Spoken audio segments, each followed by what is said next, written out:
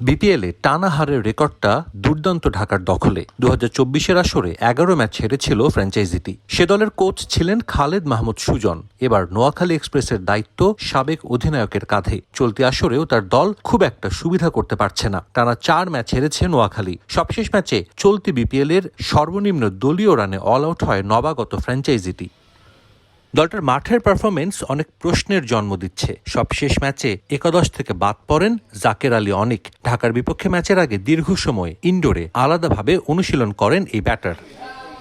দলের বোলিং এখন পর্যন্ত খুব একটা খারাপ না করলেও ব্যাটিংটাই ভোগাচ্ছে নোয়াখালীকে। সৌম্য নবীরা যোগ দিলেও দলের ভাগ্য পরিবর্তন হয়নি খুব একটা। তারপরও প্লে অফের আশা ছাড়ছে না নোয়াখালী এক্সপ্রেস। আশা করছি নোয়াখালী প্লে অফে যাবে। আমরা পরিশ্রম করছি, আমরা শক্তভাবে ঘুরে দাঁড়ানোর চেষ্টাও করছি। বাকি ম্যাচগুলোতে ভালো খেলে জয় তুলে নেয়ার চেষ্টা করব। ঢাকার অবস্থাও কিছুটা নোয়াখালীর মতোই। গেলবারের তুলনায় ভালো স্কোয়াড করলেও দলটার তীরে এসে তরি ডুবছে ব্যাটিং ব্যর্থতার জন্য।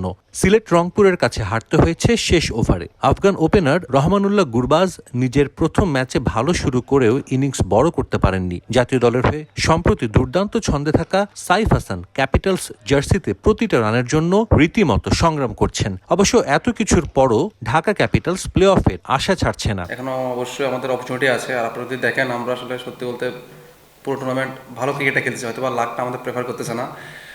এক্সেপ্ট চিটাগংয়ের সাথে ছাড়া আমরা বাকি 3টা ম্যাচ খুব সুন্দর খেলেছি। গত ম্যাচ যদি আপনারা দেখেন, একদম ক্লোজে গিয়ে আমরা হেরেছি। তো যদিও এটা আমাদের জন্য হতাশাজনক, তারপরও ওভারকাম করার যথেষ্ট সুযোগ আছে। তো এখন আমাদের লক্ষ্য অ্যাটলিস্ট টপ 3-4 থেকে কোয়ালিফাইটা নিশ্চিত করা। তো এই লক্ষ্যে আমরা ভাবতেছি। 4 ম্যাচ খেলে 1 জয় নিয়ে ঢাকা ক্যাপিটালস আছে টেবিলের 5ম স্থানে। সাজিদ মুস্তাহিদ, সময় সংবাদ, সিলেট।